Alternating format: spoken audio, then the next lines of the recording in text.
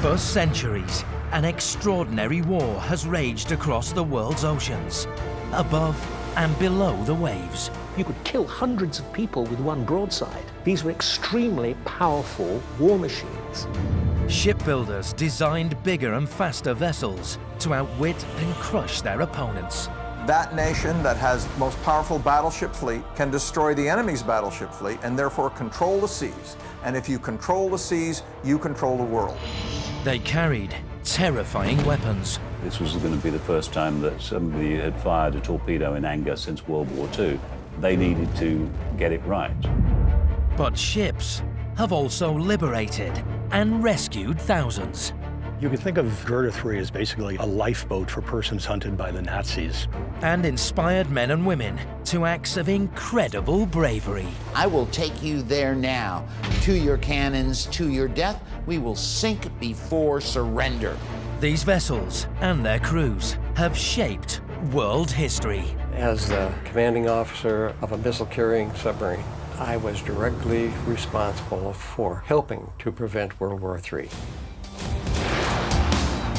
This time, we venture to the heart of naval combat zones. Not to fight, but to rescue. These were heroes saving lives, taking a stand against evil. This is a story of unique vessels and their dedicated crews. They go down below and they find the cargo of 705 captive Africans on board. For 2 centuries, the horrors of war have grown. But so too have the many tales of those that came to save. When you're in a war like that, everybody does what they have to do. And I was fortunate in bringing the boys to a safer place.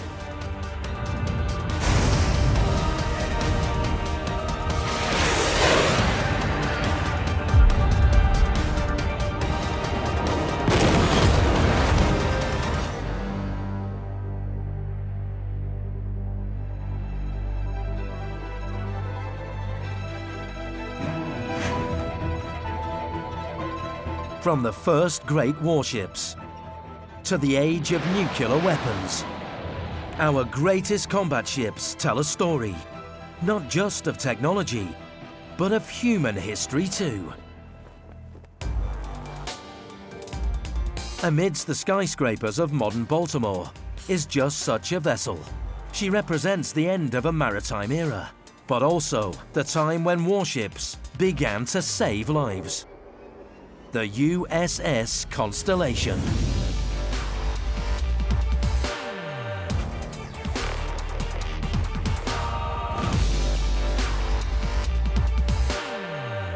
As the Constellation unfurled her sails for the first time in 1854, the world was already turning to engine power. She was the last US Navy ship to rely totally on wind. It's an arms race, just like today. So everybody's trying to make sure they have the newest, best things. And so that's why the Navy stopped with all sail. But despite being outclassed by almost every warship of her era, Constellation has gone down in history as a ship that saved hundreds of people from a terrible fate.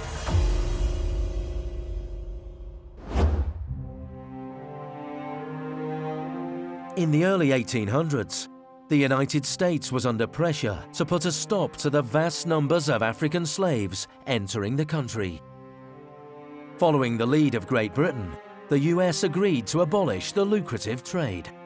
The Americans outlaw the Atlantic slave trade in 1808. And in 1820, it's declared an act of piracy, punishable by death. So by the 1820s, it's illegal for American sailors to engage in the trade as well. Whilst 4 million slaves remained captive on United States soil, the US Navy was given the job of ensuring that number didn't grow. A small fleet, known as the Africa Squadron, was formed to hunt down slave ships leaving Africa, bound for Cuba and South America. When you have a profit margin of 1,000%, even if it's illegal, people are going to do it. In September 1860, the Constellation was patrolling close to the Congo River Delta. For weeks, there had been no sign of slave ships. Then on the afternoon of the 25th, one of Constellation's lookouts spotted a sail on the horizon. She's in a suspicious area where we know there's some trouble going on. Constellation is a very fast ship. We fire a warning shot that says, "Stop your ship," and the ship doesn't stop. Keeps on going, puts up more sail, and starts to run. So now we know something's up. Constellation gains on the fleeing vessel. As it does, it becomes clear what cargo the mystery ship is carrying. She starts by throwing over jetsam and flotsam into the water, trying to lighten the ship to make it go a little faster. Then they employ a tactic where they start to unload some of their more important cargo, the human cargo. The hope is that the Constellation, given that its mission is to save those people, will stop to rescue people out of the water. Faced with a horrendous decision, the Constellation pursues the slave ship. It fires shots through its rigging to force a surrender. The ship is identified as an American vessel named the Cora. A boarding party from the Constellation is sent across. They go down below, and you open the hatch, and you're immediately hit with the stench and the misery of human squalor. And they find the cargo of 705 captive Africans on board. The crew of the Constellation were horrified by what they saw. One man later wrote, "The scene which here presented itself to my eye baffles description. It was a dreadful sight." The captain and crew of the Cora were arrested, transferred to the Constellation, and taken back to the United States to be tried. But justice was not done. All of them are acquitted. No consequences are ever, as far as we know, given to that crew. They all got off. No longer destined for a slave's life in South America, 705 Africans were taken to the US Protectorate of Liberia and were set free.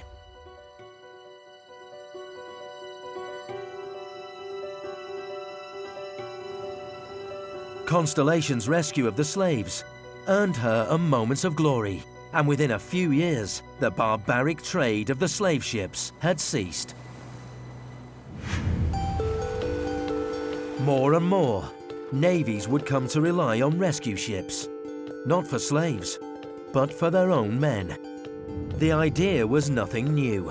Even HMS Victory's famous gun decks were at one point used to care for the sick and the wounded. But as battles became bloodier and weapons ever more terrifying, there was a need for dedicated vessels to rescue, care, and transport the injured.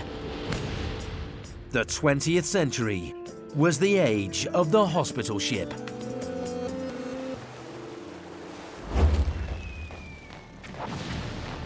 With tens of thousands of troops fighting on the Western Front, it was the British who developed a new category of combat ship during the First World War. From the horrors of the trenches, the wounded would be rushed away by light railway, then by ambulance train, and finally carried across the Channel by dedicated hospital ships back to England. We're crossing here to Southampton, and of course this was the busiest route for hospital ships from the Western Front. It wasn't a particularly long journey, but it could be rough and it could be dangerous. We know that 1.2 million patients were received at Southampton. That's 1.2 million patients in wards that needed to be kept clean, that needed to be offloaded as easily and as painlessly as possible, and then sent on to the right hospitals. Weary of the bleak news from the Western Front, the British public loved to hear instead of those who had saved troops and brought them home safely. In 1917, King George V paid tribute to the medical staff on the former P&O liner Placid. Like all the medical institutions in France and coming back to Britain, none of it could have been done without hundreds of thousands of nurses who volunteered to go out and serve. Nurses prepared really well, and particularly nurses who were going to be on hospital ships. They took extensive life-saving courses, and most of them learned how to row, particularly row a very large, heavy boat that would be full of their patients. In theory, the nurses and their patients were protected by international law. The Geneva Convention stipulated that hospital ships should be immune from attack if they followed certain rules. One was that they should not be carrying munitions, they should not be obstructing the actions of an enemy at all, and they should be clearly marked. And the clear marking involved being painted white, having a broad green stripe along the hull, and having clear red crosses marked on them, and being lit at night. And if hospital ships conformed to those rules, they were meant to be immune from attack. But German U-boat captains had other ideas. About 24 hospital ships were sunk in the First World War. Quite a lot of them were sunk by hitting mines, which isn't proof of deliberate target selection. But also, quite a lot of them, about half, were torpedoed, and one can only assume it to be deliberate. The Germans got it into their heads that the British were using hospital ships for warlike purposes. They alleged the British were using them as troop ships, which they weren't. And so they conducted a U-boat campaign. Nurses on board the ships making the dash across the channel adapted to the U-boat threat. It was easier to keep your life jacket on all the time, so on top of their proper nurse's uniform, starched nurse's uniform, the long skirt and the boots and the apron, they put a life jacket and probably a coat because it was cold. They did all their nursing and they did it in life jackets. One nurse in particular knew all about the dangers at sea. Having survived the most famous of all maritime disasters, she found history repeating as she served on the largest hospital ship of the Great War. I turned around and, to my horror, saw Britannic's huge propellers churning and mincing everything near them. Men, boats, everything were just one ghastly whirl. The 15th of April 1912 is a date that lives in infamy in maritime history. Just 5 days earlier, the mighty RMS Titanic had set sail on her maiden voyage. A voyage she would never complete. At Titanic shipyard in Belfast, construction of a new ship stopped abruptly. This was to be Titanic's sister ship, the Britannic.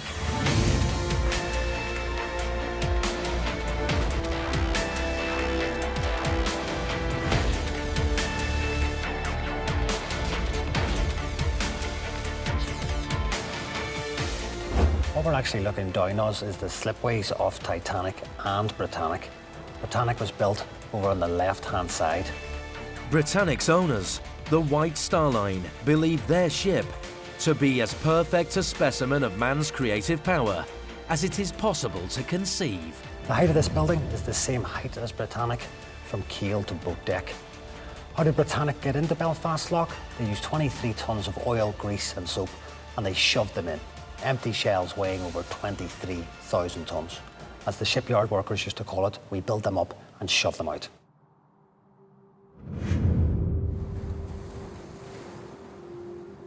But 5 months after Britannic's launch, in July 1914, the First World War broke out. The luxury world of ocean liners was quickly forgotten.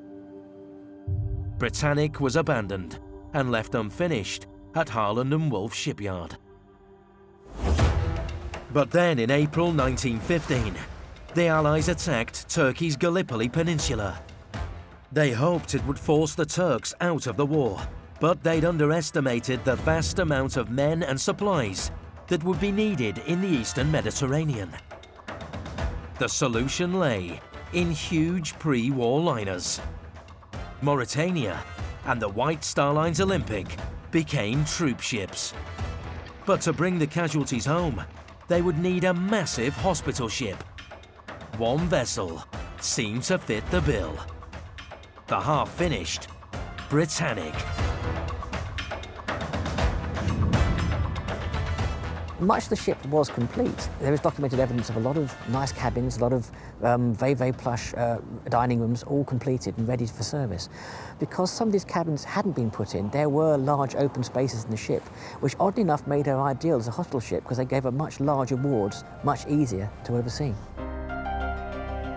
On the 22nd of December 1915, His Majesty's hospital ship Britannic, now painted white, sailed from Liverpool on her maiden voyage, the first of many trips to rescue the sick and wounded of the Gallipoli campaign.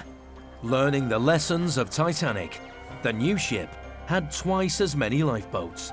Internally, they were quite different. Britannic had a double skin alongside the boiler rooms and the engine room. They had higher and stronger bulkheads. The whole idea was that had Britannic hit the iceberg which sank the Titanic, she would have survived the disaster. On the 21st of November 1916, 9 months after her first voyage, Britannic was sailing eastwards off the coast of Greece. On board were almost 400 medical staff. Britannic entered the Keir Channel, but 3 weeks earlier, German U-boat U-73 had made the same journey. The U-boat's commander, Gustav Sees, had left behind a trail of deadly mines. Capitan Lieutenant Sees had a very sort of wily ploy of laying his mines deep. That way he got a larger vessel. He didn't go for small destroyers or small little fishing boats. He wanted to get a big ship. That could have been a battleship, it could have been a trooper, it could have been a hospital ship. He got a hospital ship.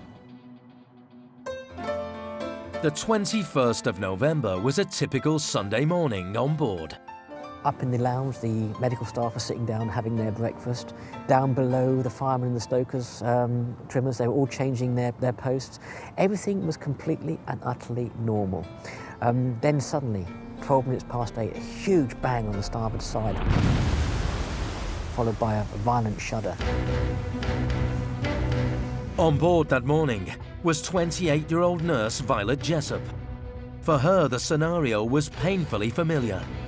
4 years earlier, she had been a stewardess on Titanic when it struck the infamous iceberg. As one man, the whole saloon rose from their seats. Doctors and nurses vanished to their posts in a trice. The pantry, where I stood, holding a teapot in one hand and a pat of butter in the other, was cleared too as men dropped what they were doing. In seconds, not a soul was to be seen. Down below in the boiler rooms, particularly 5 and 6, where the water was rushing in, the stokers and the trimmers were fighting for their lives already, trying to get up the stairways before they were completely overwhelmed by the water. The mine had ripped into 2 watertight compartments. The Britannic should have coped, but some of the watertight doors had failed. Seawater was now flooding through the ship. The Britannic was sinking faster than the Titanic. Nurses, medics and crew alike clambered aboard the lifeboats. But as Violet Jessup's boat reached the sea, her companions almost immediately jumped overboard. She soon found out why. I turned around to see the reason for this exodus and, to my horror, saw Britannic's huge propellers churning and mincing everything near them. Men, boats, everything were just one ghastly whirl. As the lifeboat hit the water, it couldn't get away from the side of the ship, moving through the water. It bumped along the side of the ship, practically 2/3 of the length of the ship, and was dragged into this huge turning propeller, 23-foot diameter. In another moment, I would be under those glittering, relentless blades, unless I looked at the equally inexorable sea and, for a fraction of a second, hesitated, for I've always been afraid of water. She jumped. She didn't manage to get clear. She was pulled down by the force of the propeller. I felt myself rising, and my head came into violent contact with something solid, something that prevented me from reaching the surface. Then again, there was another terrific crash above me, and something very solid struck the back of my head, a resounding blow. But happily, on that part where my plentiful hair was thickest. Violet fought her way to the surface, only to face a scene of horror. 30 people had been killed by the propellers.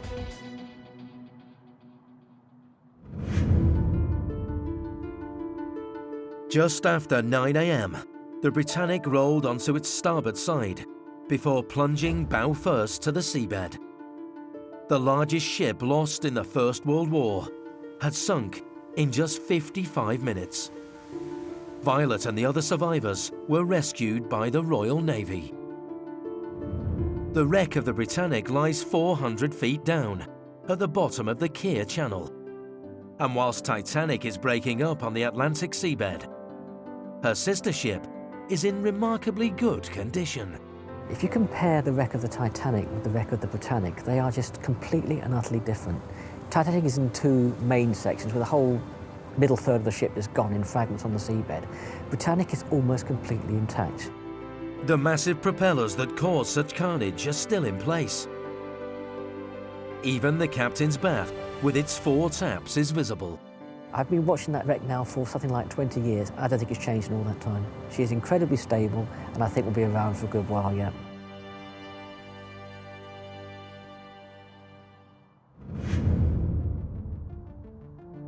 Despite the loss of many hospital ships, these vessels proved themselves a vital part of the First World War effort. By its end, there were 77 in service.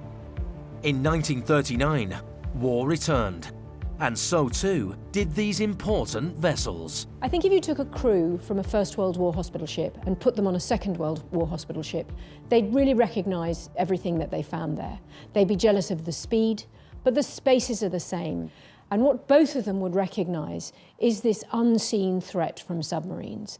Living with that fear is something that only hospital ship crews really understood. How you did that day after day and voyage after voyage is something that we must never underestimate. It's a truly remarkable part of their service. In 1945, Lois Langens was just 21 when she served as a nurse on an American hospital ship.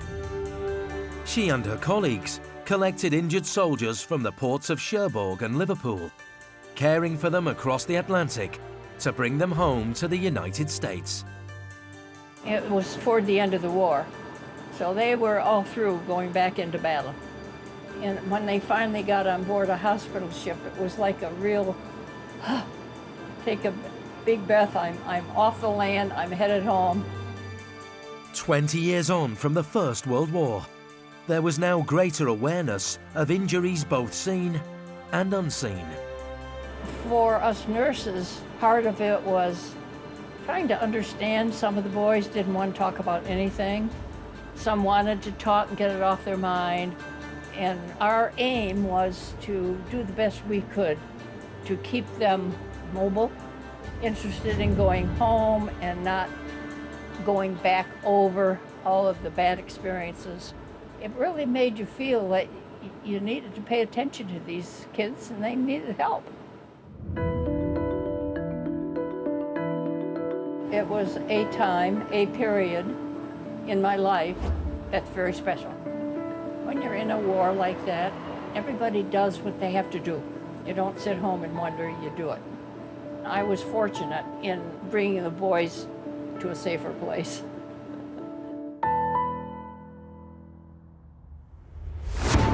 But not all World War II rescue ships made it home. One of the biggest rescue operations mounted by the British became the country's greatest maritime disaster. It was felt that this terrible tragedy would have such an effect on national morale that it needed to be kept secret. And so it was.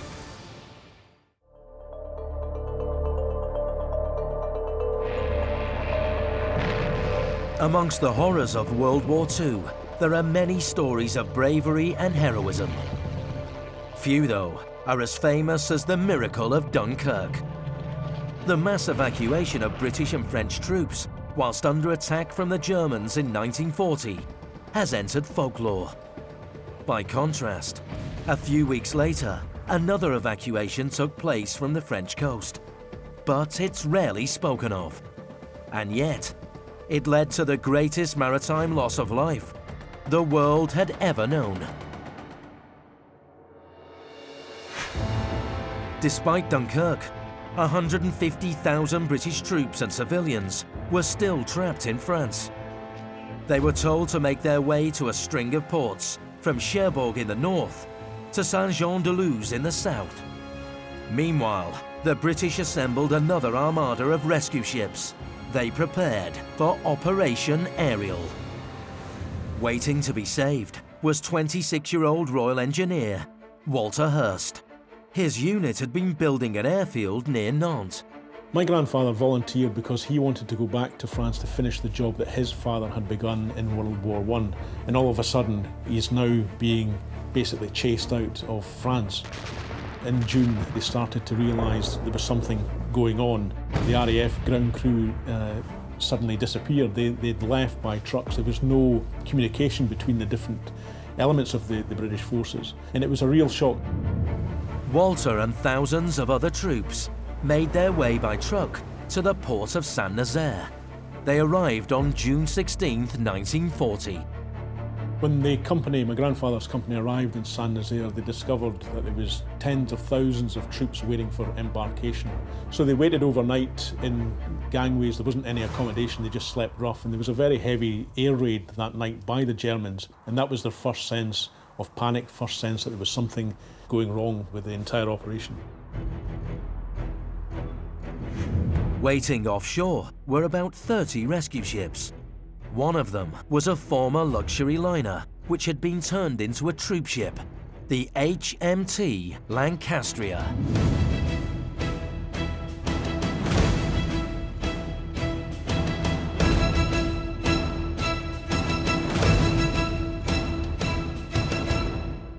The Lancastria was a Cunard ship, and her main trade was with American tourists. Initially, the Lancastria was named the Tyrrhenia, but in 1924, the company decided to change the name because the American passengers had difficulty pronouncing the name Tyrrhenia. And it's always said by mariners that changing the name of a ship brings bad luck, and so it was to prove for the Lancastria. Lancastria was really ordered by the Admiralty to evacuate from Saint-Nazaire as many British people as she could without regard to her formal passenger carrying capacity. Unlike Dunkirk, the German army was too far away to launch an attack from land. Instead, the great threat at Saint-Nazaire came from the air. On the morning of the 17th of June, hundreds of soldiers and civilians broke their cover, boarding small boats that took them out to the rescue ships. Walter Hurst and his unit were taken to the giant Lancastria, commanded by Captain Rudolf Sharp.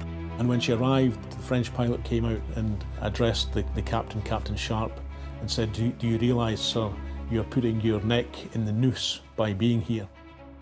But they had no other alternative. Walter Hurst was shocked by the numbers already on board the liner.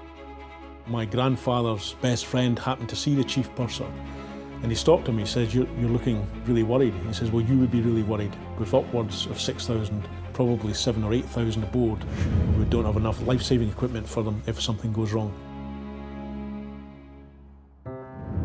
The exhausted troops made themselves at home. They ate breakfast, served by white-jacketed stewards, in the Lancastria's dining saloon. There was a moment to take a bath or a nap in one of the cabins. 800 RAF men were led down into a large hold where mattresses had been laid out for them. But then came what everyone dreaded. The klaxons on the Lancastria sounded. German aircraft began an attack and initially concentrated their attack on the SS Oronsay, which was lying roughly a mile from the Lancastria's position. The Oronsay's bridge took a direct hit. Several men were killed, but she remained afloat. But the German planes weren't finished. The sirens on the Lancastria sounded again, signalling a second attack. And quickly after that, a German bomber, a Junkers 88, appeared low and heading from bow to stern across the Lancastria and dropped 4 500-kilogram bombs which struck the ship in rapid succession. The 800 RAF men in the hold were killed instantly. The Lancastria started to shudder, making a noise that sounded to Captain Sharp like a wounded animal. It would have been an indescribable horror being inside that ship. There would have been fires, there would be smoke. Very few people would have known the way out. It really doesn't bear thinking about the sheer panic and chaos of what would have happened inside that ship. One of the survivors who I spoke to said that when he was in the water, he could see men desperately, who were trapped below decks, desperately trying to get out through the porthole windows. And he said it was just, you could see 2 or 3 men in front of each other, and then behind them, fire. And that image stayed with them, and they weren't getting out. These men were trapped, they were going to the bottom. As the Lancastria began to capsize, men, women and children scrambled onto the turning hull. Some began singing, "Roll Out the Barrel," and "They'll Always Be in England." But their songs were soon drowned out as the planes returned. Not content with sinking what was obviously a very large British troopship, the Luftwaffe came back and began strafing the men in the water, and also trying to drop incendiary flares to light the oil which was escaping from the Lancastria. And it was a kind of macabre spectacle, these men sinking. And all the time the Germans were continuing the attack. All around there was men struggling, drowning. By that point, Walter Hurst was in the water too. He was approached by another man in a state of total panic. Perhaps he thought my granddad was dead because he was trying to stay as still as possible. He was covered in oil and he was trying to wrestle the life jacket from him. And a battle broke out between the 2 of them. And eventually the madman, because that's all he could be, he was out of his mind as you would be, disappeared below my grandfather. And I think that affected him deeply. The Lancastria sank in just 20 minutes. Amidst the chaos of the evacuation, the true death toll has never been confirmed. But at least 3,000 lost their lives. It may have been almost double that. But almost 2,500 did survive. Walter Hurst was picked up by a French fishing boat and was eventually returned to Plymouth for a traumatic homecoming. And as they walked off the gangplank, there was a Royal Marines band playing to welcome the men back, and they were playing Roll Out the Barrel. And for my granddad, for many of the other survivors, they couldn't tolerate that song after it because they associated it with this horror aboard the Lancastria.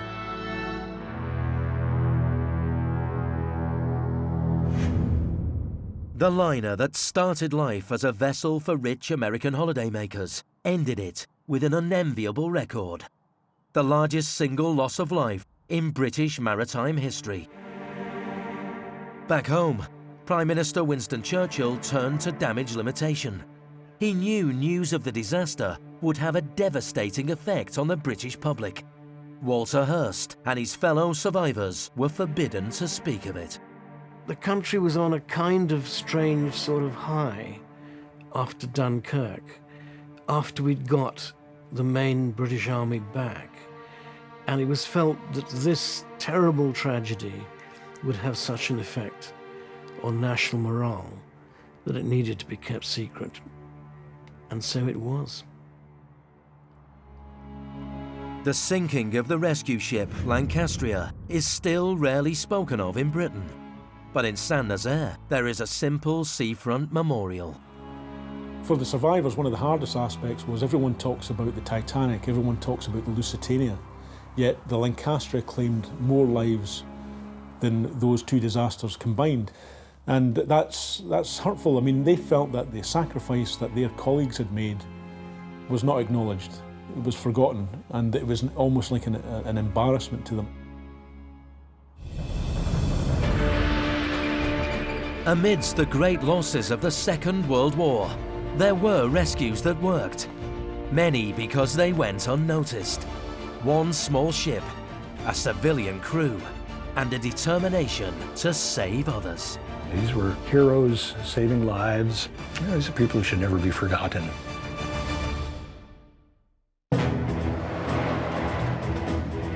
"1940 was a tumultuous year in the history of Europe.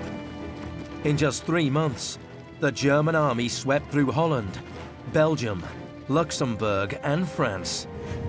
On April the 9th, Denmark was Hitler's target. The country surrendered in just 6 hours.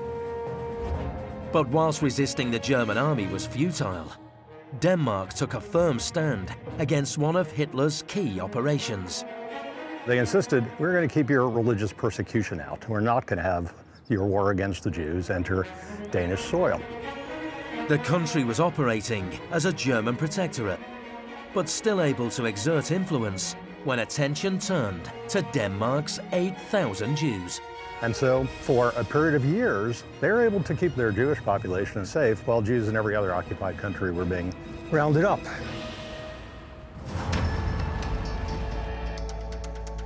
But at the end of September 1943, word leaked that a mass deportation of Jews would take place in just 3 days. The reaction was remarkable. The Danish people sprung into action.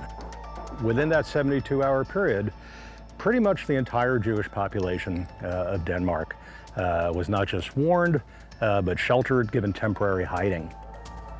Hitler was furious. He sent Adolf Eichmann, a key enforcer of the Jewish Holocaust, to hunt down Denmark's Jews and end this Nazi humiliation. In a country as small and as isolated as Denmark, this should have been easy. But there was one place where Denmark's Jews might be able to escape to: neutral Sweden. It was the only unoccupied land within about 400 or so miles, and it was so tantalizingly close you could see it. But the only way to flee to Sweden was by boat. Once again, the Danish people responded. Within a matter of a day or two, a rescue fleet began to take form, and ultimately about 300 boats participated. The first attempts to smuggle Jews out of Denmark were a disaster. Boats were intercepted by the Gestapo. Their passengers and crew were imprisoned.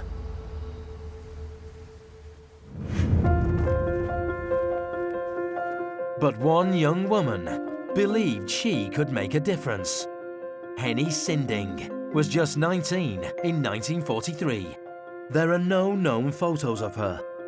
But in just a few months, she helped dozens and dozens of Danish Jews escape the Nazis. She took her father's small working boat in Copenhagen and turned it into the most unlikely rescue ship of the Second World War. Its unassuming name was Gerda 3.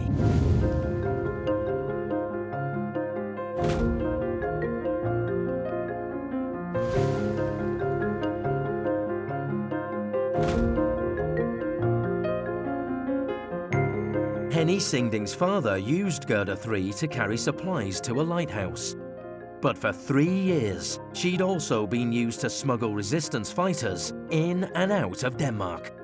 Henny could not abide the notion that the Nazis would interfere with people she considered simply fellow Danes, which is how the country regarded the Jewish population. An attack on them was an attack on the Danes, and they felt they needed to do anything. Henny's escape method was simple enough. Use Gerda 3's regular journeys out to the lighthouse as cover for transporting Jews to Sweden. The challenge was getting those people to Gerda 3 in the first place. Henny would start each day being given a list of names of people to meet, places to meet them, all of which had to be memorized. You couldn't have any of this in writing. And then at 1 a.m. each day, before the boat's next sailing, she would go to the safe houses, escort people along the street to the warehouse where Nazi sentries would march back and forth, and wait for gaps in their crossings during which they could run people one at a time, cross the quay, onto Gerda, and down into the cargo hold. You could think of Gerda 3 as basically a lifeboat for persons hunted by the Nazis. About 20 people would be squeezed in amongst the cargo. A small space, as you could see, about 10 by 12 feet, never more than 4.5 feet high to these beams. The most that they ever attempted to fit in was about 15 people. And you could envision them pretty much as far out as they could get, probably pressed pretty much against the whole planks. But before Gerda 3 could leave Copenhagen, she would be inspected by armed soldiers. It was the key moment for those hiding below. Right above this, for some period of time, you'd have those Nazi sentries, their boots how many inches above the heads of the refugees? Not many. And they'd be chatting with the crew, talking about the weather, exchanging pleasantries.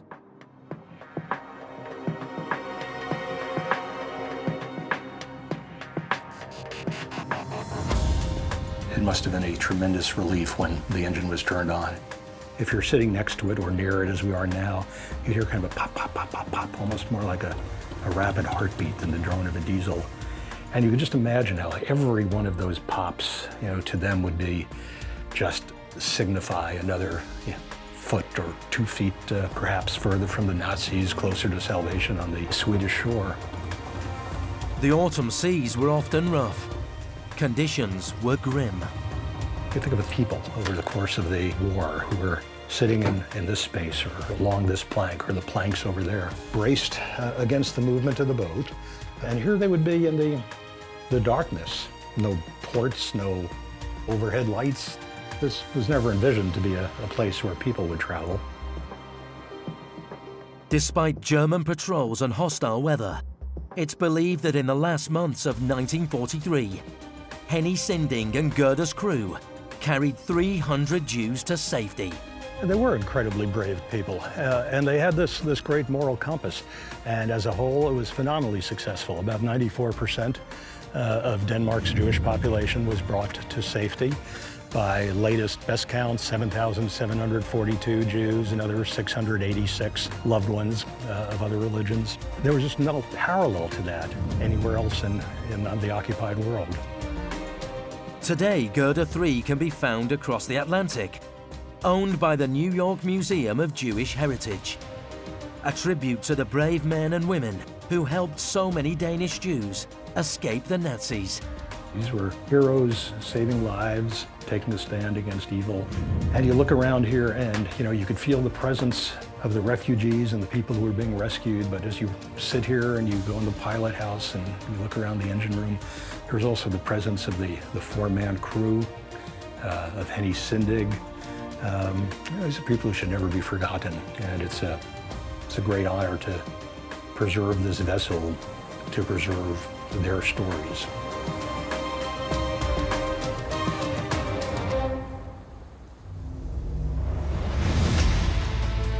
Over the past 200 years, ships have rescued thousands of people. Although not all succeeded in their task, each has left a legacy that inspires future generations to similar acts of selfless bravery.